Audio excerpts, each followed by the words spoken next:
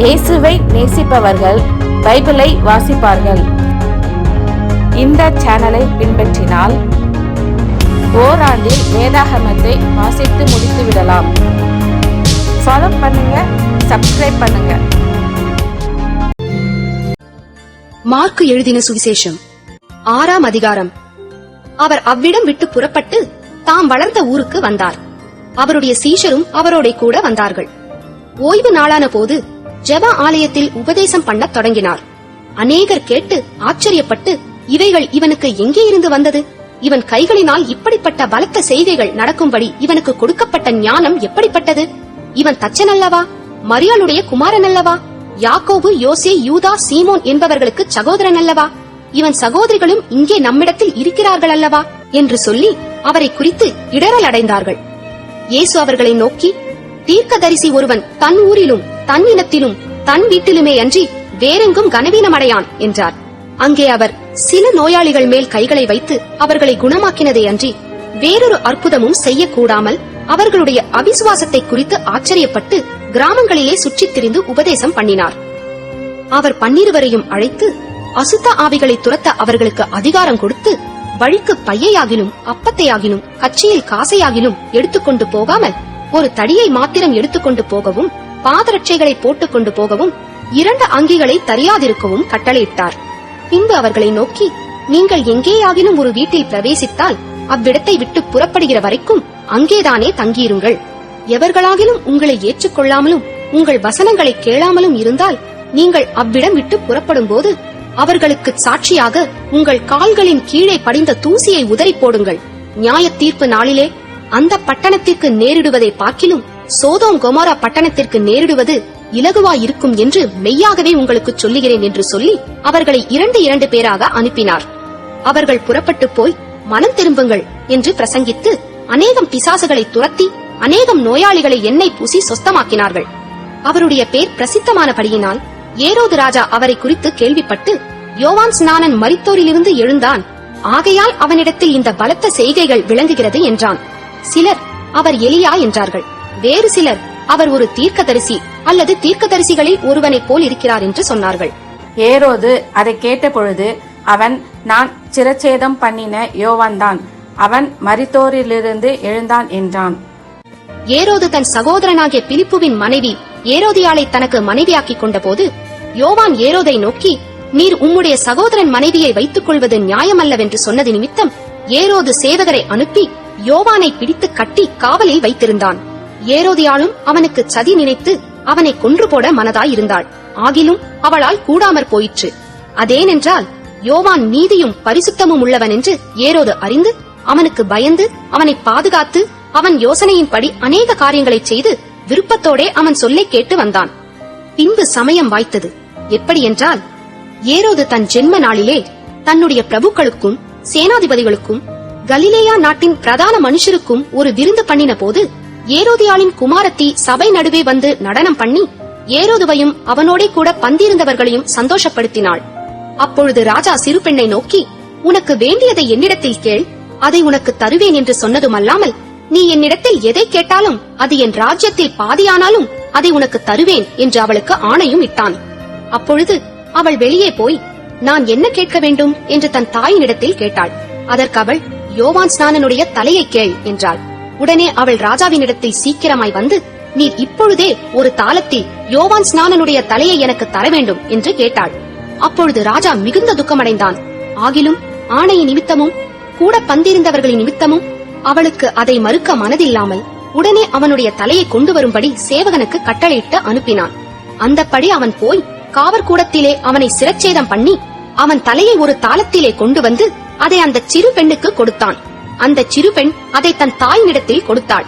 அவனுடைய சீஷர்கள் அதை கேள்விப்பட்டு வந்து அவன் உடலை எடுத்து ஒரு கல்லறையில் வைத்தார்கள். அப்பொழுது அப்போஸ்தலர் இயேசுவினிடத்தில் கூடி வந்து தாங்கள் செய்தவைகள் உபதேசித்தவைகள் யாவையும் அவருக்கு அறிவித்தார்கள். அவர் அவர்களை நோக்கி, வனாந்தரமான ஓரிடத்தில் தனித்து சற்றே இளைப்பாறும்படி போவோம் வாருங்கள் என்றார். ஏனெனில் வருகிறவர்களும் போகிறவர்களும் அநேகராயிருந்தபடியினால் போஜனம் பண்ணுகிறதற்கும் அவர்களுக்கு சமயமில்லாதிருந்தது. அப்படியே அவர்கள் தனிமையாய் ஒரு படவில் ஏறி வனாந்தரமான ஓர் இடத்திற்கு போனார்கள். அவர்கள் புறப்பட்டு போகிறதை ஜனங்கள் கண்டார்கள். அவரை அறிந்த அநேகர் சகல பட்டணங்களிலுமிருந்து கால்நடையாய் அவ்விடத்திற்கு ஓடி அவர்களுக்கு முன்னே அங்கே சேர்ந்து அவரிடத்தில் கூடி வந்தார்கள். இயேசு கரையில் வந்து அநேக ஜனங்களைக் கண்டு அவர்கள் மேய்ப்பனில்லாத ஆடுகளைப் போலிருந்தபடியால் அவர்கள் மேல் மனதுருகி அவர்களுக்கு அநேக காரியங்களை உபதேசிக்கத் தொடங்கினார். வெகுநேரம் சென்ற பின்பு அவருடைய சீஷர்கள் அவரிடத்தில் வந்து, இது வனாந்தரமான இடம், வெகு நேரமும் ஆயிற்று, புசிக்கிறதற்கும் இவர்களிடத்தில் ஒன்றுமில்லை. ஆகையால் இவர்கள் சுற்றி இருக்கிற கிராமங்களுக்கும் ஊர்களுக்கும் போய் தங்களுக்காக அப்பங்களை வாங்கிக் கொள்ளும்படி இவர்களை அனுப்பிவிட வேண்டும் என்றார்கள். அவர் அவர்களை நோக்கி, நீங்களே அவர்களுக்கு போஜனம் கொடுங்கள் என்றார். அதற்கு அவர்கள், நாங்கள் போய் 200 பணத்துக்கு அப்பங்களை வாங்கி இவர்களுக்கு புசிக்கும்படி கொடுக்க கூடுமோ என்றார்கள். அதற்கு அவர், உங்களிடத்தில் எத்தனை அப்பங்கள் உண்டு, போய் பாருங்கள் என்றார்.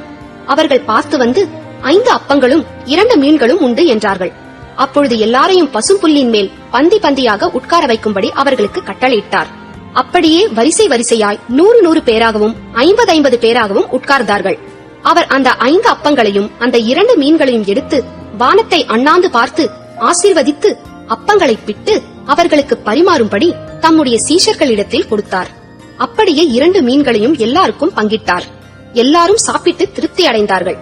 மேலும் அப்பங்களிலும் மீன்களிலும் மீதியான துணிக்கைகளை 12 கூடை நிறைய எடுத்தார்கள். அப்பம் சாப்பிட்ட புருஷர் ஏறக்குறைய 5000 பேராய் இருந்தார்கள். அவர் ஜனங்களை அனுப்பிவிடுகையில் தம்முடைய சீஷர்கள் படவில் ஏறி அக்கரையில் பெத்சாயிதாவுக்கு எதிராக தமக்கு முன்னே போகும்படி அவர்களை துரிதப்படுத்தினார். அவர் ஜனங்களை அனுப்பிவிட்ட பின்பு ஜெபம் பண்ணும்படி ஒரு மலையின் மேல் ஏறினார். சாயங்காலமான போது படவு நடுக்கடலில் இருந்தது. அவரோ கரையிலே தனிமையாய் இருந்தார். அப்பொழுது காற்று அவர்களுக்கு எதிராய் இருந்தபடியினால் அவர்கள் தண்டு வலிக்கிறதில் வருத்தப்படுகிறதை அவர் கண்டு ராத்திரியில் 4ஆம் ஜாமத்தில் கடலின் மேல் நடந்து அவர்களிடத்தில் வந்து அவர்களை கடந்து போகிறவர் போல் காணப்பட்டார். அவர் கடலின் மேல் நடக்கிறதை அவர்கள் கண்டு ஆவேசம் என்று எண்ணி சத்தமிட்டு அலறினார்கள். அவர்கள் எல்லாரும் அவரை கண்டு கலக்கமடைந்தார்கள். உடனே அவர் அவர்களோட பேசி, திடன் கொள்ளுங்கள், நான் தான், பயப்படாதிருங்கள் என்று சொல்லி அவர்கள் இருந்த படவில் ஏறினார். அப்பொழுது காற்று அமர்ந்தது. அதனால் அவர்கள் தங்களுக்குள்ளே மிகவும் பிரமித்து ஆச்சரியப்பட்டார்கள். அவர்களுடைய இருதயம் கடினமுள்ளதாய் இருந்தபடியினால் அப்பங்களை குறித்து அவர்கள் உணராமற் போனார்கள். அவர்கள் கடலை கடந்து கெனேசரேத் என்னும் நாட்டிற்கு வந்து கரை பிடித்தார்கள். அவர்கள் படவிலிருந்து இறங்கின உடனே ஜனங்கள் அவரை அறிந்து அந்த சுற்றுப்புறமெங்கும் ஓடித் திரிந்து பிணியாளிகளை படுக்கைகளில் கிடத்தி அவர் வந்திருக்கிறார் என்று கேள்விப்பட்ட இடங்களில் எல்லாம் சுமந்து கொண்டு வந்தார்கள். அல்லாமலும் அவர் பிரவேசித்த கிராமங்கள், பட்டணங்கள், நாடுகள் எவைகளோ அவைகளின் சந்தை வெளிகளிலே வியாதிக்காரரை வைத்து அவருடைய வஸ்திரத்தின் ஓரத்தையாகிலும் அவர்கள் தொடும்படி உத்தரவாக வேண்டும் என்று அவரை வேண்டிக் கொண்டார்கள். அவரை தொட்ட யாவரும் சொஸ்தமானார்கள். மார்க்கு எழுதின சுவிசேஷம் 7ஆம் அதிகாரம். எருசலேமிலிருந்து வந்த பரிசேயரும் வேதபாரகரில் சிலரும் அவரிடத்தில் கூடி வந்தார்கள். அப்பொழுது அவருடைய சீஷரில் சிலர் கழுவாத அசுத்த கைகளாலே போஜனம் பண்ணுகிறதை அவர்கள் கண்டு குற்றம் பிடித்தார்கள். ஏனெனில் பரிசேயர் முதலிய யூதர் அனைவரும் முன்னோர்களின் பாரம்பரியத்தை கைக்கொண்டு அடிக்கடி கை கழுவினாலொழிய சாப்பிட மாட்டார்கள். கடையிலிருந்து வரும்போதும் ஸ்நானம் பண்ணாமல் சாப்பிட மாட்டார்கள். அப்படியே செம்புகளையும் கிண்ணங்களையும் செப்பு குடங்களையும் மனைகளையும் கழுவுகிறதும் அல்லாமல் வேறு அநேக ஆசாரங்களையும் கை கொண்டு வருவார்கள். அப்பொழுது அந்த பரிசேயரும் வேதபாரகரும் அவரை நோக்கி, உம்முடைய சீஷர்கள் முன்னோர்களின் பாரம்பரியத்தை மீறி ஏன் கை கழுவாமல் சாப்பிடுகிறார்கள் என்று கேட்டார்கள். அவர்களுக்கு அவர் பிரதியுத்தரமாக, இந்த ஜனங்கள் தங்கள் உதடுகளினால் என்னை கனம் பண்ணுகிறார்கள், அவர்கள் இருதயமோ எனக்கு தூரமாய் விலகியிருக்கிறது என்றும், மனுஷருடைய கற்பனைகளை உபதேசங்களாக போதித்து வீணா எனக்கு ஆராதனை செய்கிறார்கள் என்றும் எழுதியிருக்கிற பிரகாரம் மாயக்காரராகிய உங்களை குறித்து ஏசாயா நன்றாய் தீர்க்க தரிசனம் சொல்லியிருக்கிறான்.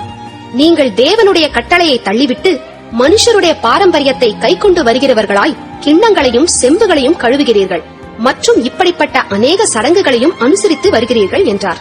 பின்னும் அவர் அவர்களை நோக்கி, நீங்கள் உங்கள் பாரம்பரியத்தை கைக்கொள்ளும்படிக்கு தேவனுடைய கட்டளைகளை வியர்த்தமாக்கினது நன்றாயிருக்கிறது. எப்படியெனில், உன் தகப்பனையும் உன் தாயையும் கனம் பண்ணுவாயாக என்றும், தகப்பனையாவது தாயையாவது நிந்திக்கிறவன் கொல்லப்பட வேண்டும் என்றும் மோசே சொல்லியிருக்கிறாரே. நீங்களோ ஒருவன் தன் தகப்பனையாவது தாயையாவது நோக்கி, உனக்கு நான் செய்யத்தக்க உதவி எது உண்டோ அதை குர்பான் என்னும் காணிக்கையாக கொடுக்கிறேன் என்று சொல்லிவிட்டால் அவனுடைய கடமை தீர்ந்தது என்று சொல்லி அவனை இனி தன் தகப்பனுக்காவது தன் தாய்க்காவது யாதொரு உதவியும் செய்ய ஒட்டாமல் நீங்கள் போதித்த உங்கள் பாரம்பரியத்தினால் தேவ வசனத்தை அவமாக்குகிறீர்கள். இதுபோலவே நீங்கள் மற்றும் அநேக காரியங்களையும் செய்கிறீர்கள் என்று சொன்னார். பின்பு அவர் ஜனங்கள் எல்லாரையும் வரவழைத்து அவர்களை நோக்கி, நீங்கள் எல்லாரும் எனக்கு செவி கொடுத்து உணருங்கள். மனுஷனுக்கு புறம்பே இருந்து அவனுக்குள்ளே போகிறதொன்றும் அவனை தீட்டுப்படுத்த மாட்டாது. அவன் உள்ளத்திலிருந்து புறப்படுகிறவைகளே அவனை தீட்டுப்படுத்தும். கேட்கிறதற்கு ஒருவன் காதுள்ளவனாயிருந்தால் கேட்க கடவன் என்றார். அவர் ஜனங்களை விட்டு வீட்டுக்குள் பிரவேசித்த போது அவருடைய சீஷர்கள் அவர் சொன்ன உவமையை குறித்து அவரிடத்தில் விசாரித்தார்கள். அதற்கு அவர், நீங்களும் இவ்வளவு உணர்வில்லாதவர்களா? புறம்பே இருந்து மனுஷனுக்குள்ளே போகிறதொன்றும் அவனை தீட்டுப்படுத்த மாட்டாதென்று நீங்கள் அறிந்து கொள்ளவில்லையா? அது அவன் இருதயத்தில் போகாமல் வயிற்றிலே போகிறது. அதிலிருந்து எல்லா போஜனங்களின் அசுத்தங்களையும் கழிக்கிற ஆசன வழியாய் நீங்கிப் போகும். மனுஷனுக்குள்ளே இருந்து புறப்படுகிறதே மனுஷனை தீட்டுப்படுத்தும். எப்படியெனில், மனுஷருடைய இருதயத்திற்குள்ளிருந்து பொல்லாத சிந்தனைகளும், விபசாரங்களும், வேசித்தனங்களும், கொலை பாதகங்களும், களவுகளும், பொருளாசைகளும், துஷ்டத்தனங்களும், கபடும், காம விகாரமும், வன்கண்ணும், தூஷணமும், பெருமையும், மதிகேடும் புறப்பட்டு வரும். பொல்லாங்கானவைகளாகிய இவைகளெல்லாம் உள்ளத்திலிருந்து புறப்பட்டு மனுஷனை தீட்டுப்படுத்தும் என்றார். பின்பு அவர் எழுந்து அவ்விடம் விட்டு புறப்பட்டு தீரு சீதோன் பட்டணங்களின் எல்லைகளில் போய் ஒரு வீட்டுக்குள் பிரவேசித்து ஒருவரும் அதை அறியாதிருக்க விரும்பியும் அவர் மறைவாயிருக்க கூடாமற் போயிற்று. அசுத்த ஆவி பிடித்திருந்த ஒரு சிறு பெண்ணின் தாயாகிய ஒரு ஸ்திரீ அவரை குறித்து கேள்விப்பட்டு வந்து அவர் பாதத்தில் விழுந்தாள். அந்த ஸ்திரீ சீரோ பேனிக்கியா தேசத்தாளாகிய கிரேக்கு ஸ்திரீயா இருந்தாள்.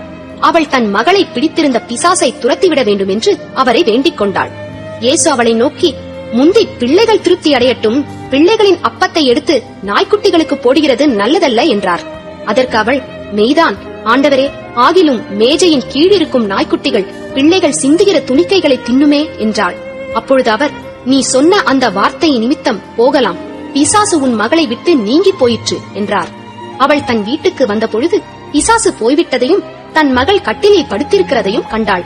மறுபடியும் அவர் தீரு சீதோன் பட்டணங்களின் எல்லைகளை விட்டு புறப்பட்டு தெக்கப்போலியின் எல்லைகளின் வழியாய் கலிலேயா கடல் அருகே வந்தார். அங்கே கொன்னை வாயுடைய ஒரு செவிடனை அவரிடத்தில் கொண்டு வந்து அவர் தமது கையை அவன் மேல் வைக்கும்படி வேண்டிக் கொண்டார்கள். அப்பொழுது அவர் அவனை ஜனக்கூட்டத்தை விட்டு தனியே அழைத்துக் கொண்டு போய் தம்முடைய விரல்களை அவன் காதுகளில் வைத்து உமிழ்ந்து அவனுடைய நாவை தொட்டு வானத்தை அண்ணாந்து பார்த்து பெருமூச்சு விட்டு எப்பத்தா என்றார். அதற்கு திறக்கப்படுவாயாக என்று அர்த்தமாம். உடனே அவனுடைய செவிகள் திறக்கப்பட்டு அவனுடைய நாவின் கட்டும் அவிழ்ந்து அவன் செவ்வையாய் பேசினான்.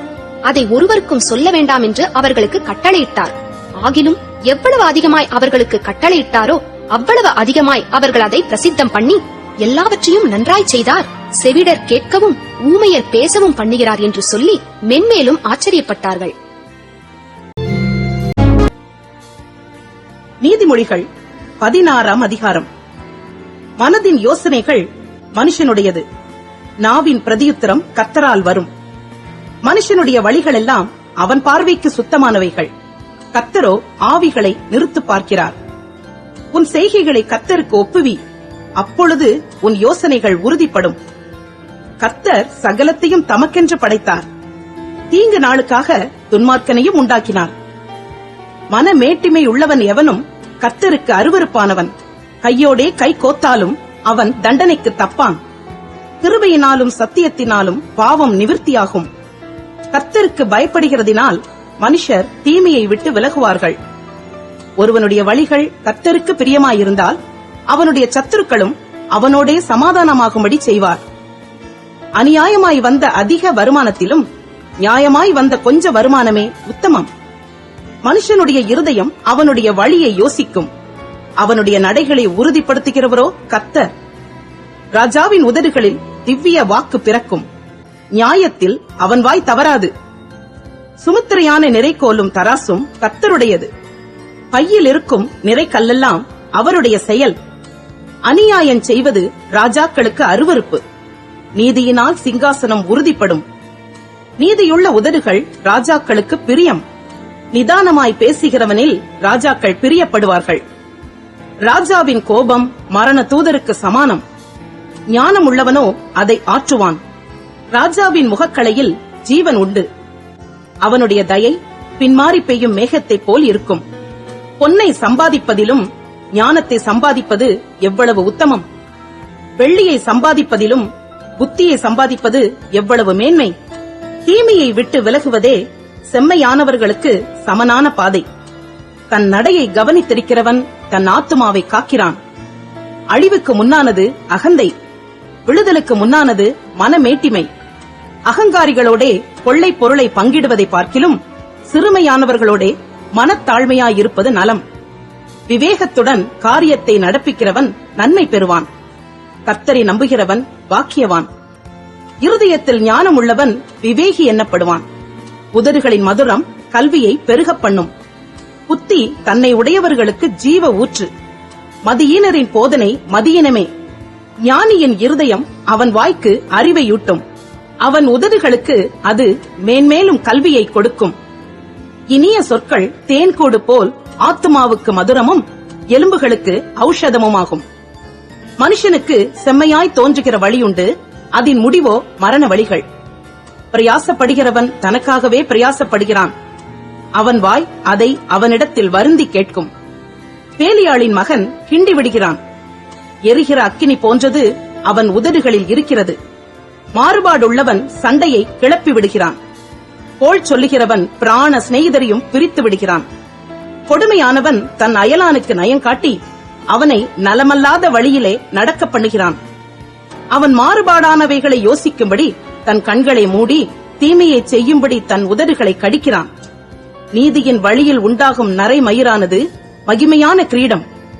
பலவானை பார்க்கிலும் நீடிய சாந்தமுள்ளவன் உத்தமன். பட்டணத்தை பிடிக்கிறவனை பார்க்கிலும் தன் மனதை அடக்குகிறவன் உத்தமன். சீட்டு மடியிலே போடப்படும், காரிய சித்தியோ கர்த்தரால் வரும்.